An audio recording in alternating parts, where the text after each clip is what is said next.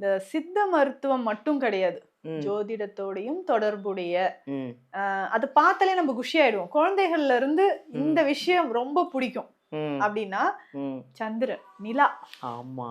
ம். குழந்தைங்களுக்கு அங்க பாருங்க அப்படின்ட்டு சோறு ஊட்டுறதுல இருந்து ஆமா. நெறைய கதைகள் நம்ம ஆமா. சொல்றதுல இருந்து நம்மளுடைய நேரம், நேரம், காலம் ஜோதிடத்துல ஒரு முக்கியமான ஒரு விஷயம் இல்லைங்களா? ஸோ இந்த மாதிரி இந்த சந்திரன் வழிபாடு, அது இந்த ம். 3ஆம் பிறை சொல்லுவாங்க. ம். அவ்வளவு நல்லது. 3ஆம் பிறை சந்திர தரிசனம்.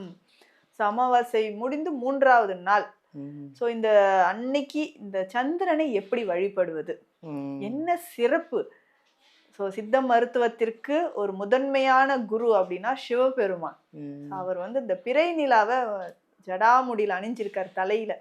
ஸோ ம். அதுக்கு நிறைய கதைகள் சொல்றாங்க.